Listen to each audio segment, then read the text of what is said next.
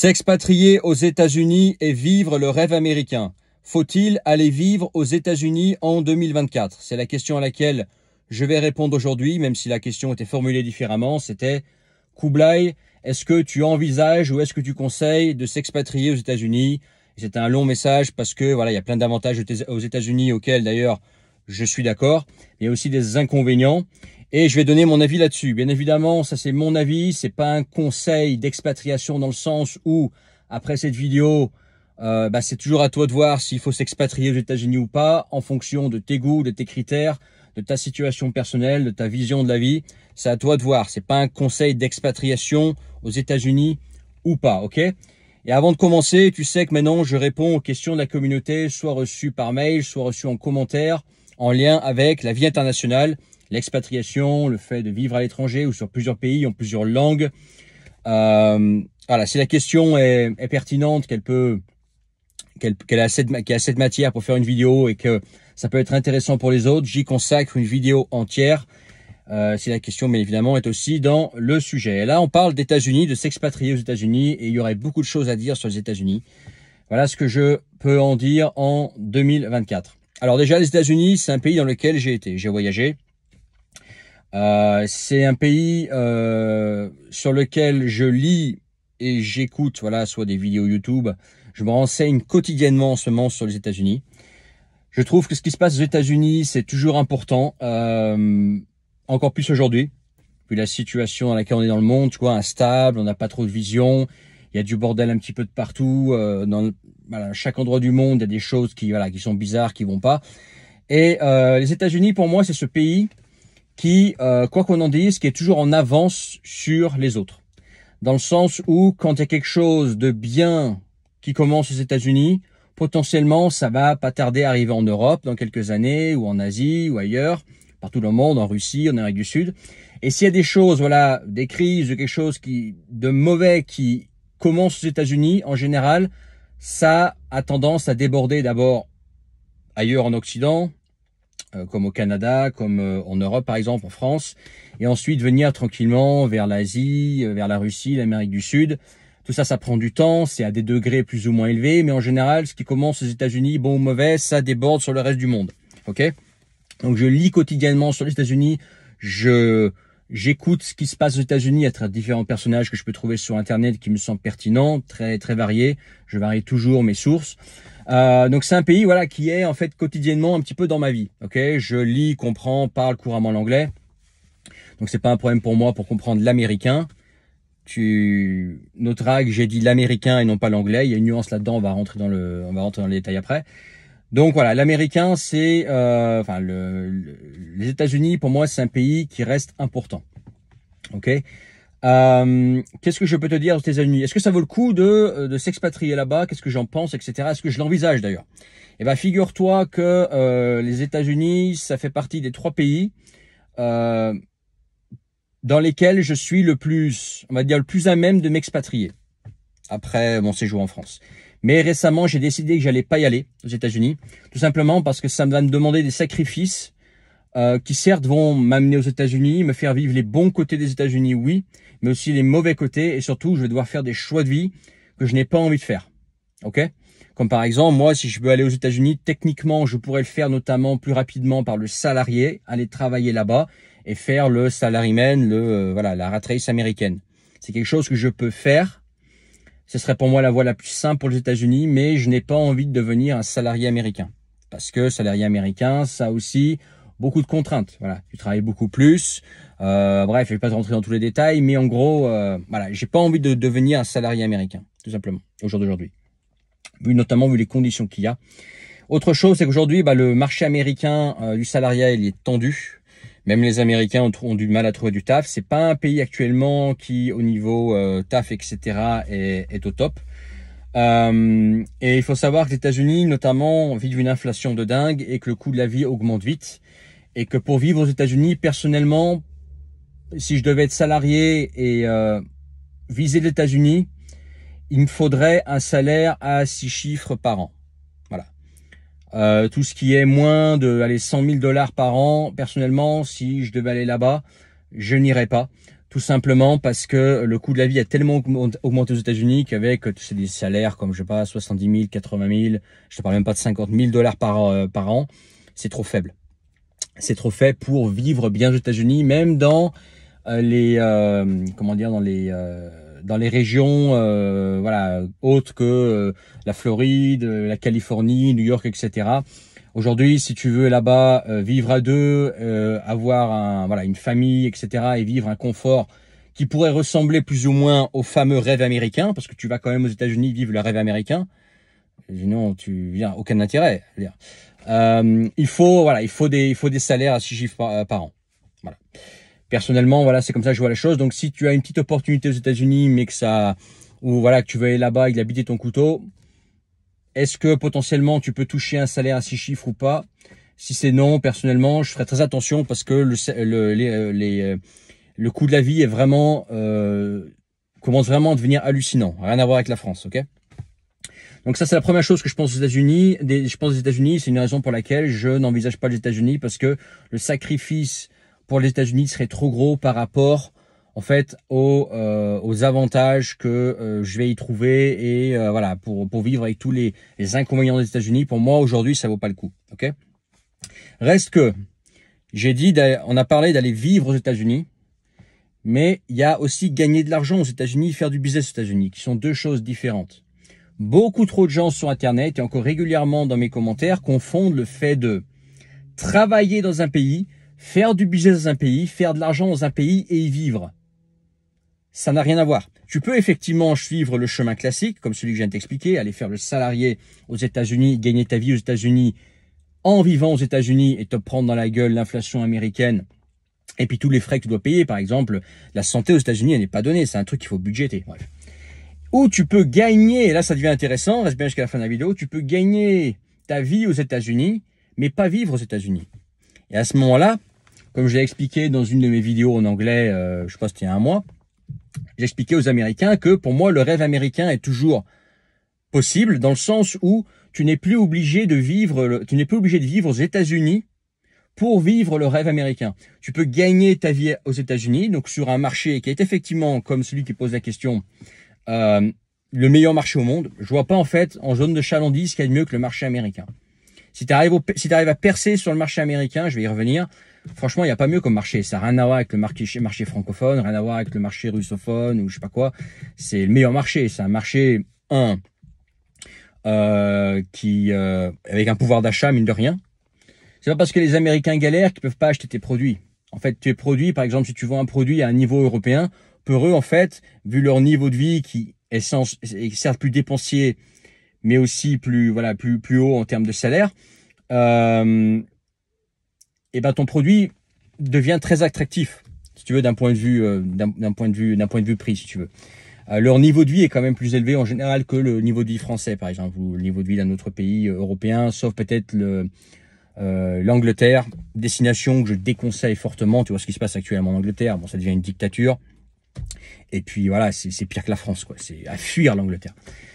À fuir l'Angleterre. Ne jamais confondre Angleterre et États-Unis. C'est pas parce que les deux parlent anglais. Remarque, les uns parlent anglais, les Américains parlent américain. Je vais y revenir. Tu vas me dire c'est la même chose? Non. Donc si tu arrives à percer sur le marché américain, à faire du business aux États-Unis, mais derrière, tu peux vivre dans plein d'endroits dans le monde très confortablement. Rien que par exemple, si tu avais un revenu américain, de cadre américain, de manager américain en France, tu vivrais mieux qu'un cadre ou un manager français en France. Ok? Donc effectivement, pourquoi pas gagner de l'argent aux États-Unis et ensuite, avec cet argent américain, ce business américain sur le marché américain qui est un excellent marché, où les Américains sont beaucoup plus facilement dépensiers que les Français, la culture de l'achat n'est pas la même, le Français il réfléchit sans 7 ans, il va comparer, il est chiant, etc. Le Américain, lui, il dépense plus facilement. Il achète plus facilement des produits, ok? Il a aussi un meilleur pouvoir d'achat, ok? Moi, je vois dans un business de quelqu'un que je connais ici en France qui adore les clients américains parce que les clients américains, ils ont la caillasse et ils font pas chier, quoi. Ils achètent, tu vois, ils sont contents. En plus, ils sont polis, tu vois. Alors que le Français, il est beaucoup plus, voilà, il va gratter, il est moins poli, il a moins d'argent, voilà, bref, tu vois. Je vais pas m'éterniser là-dessus, mais voilà, l'acheteur américain, c'est un bon client.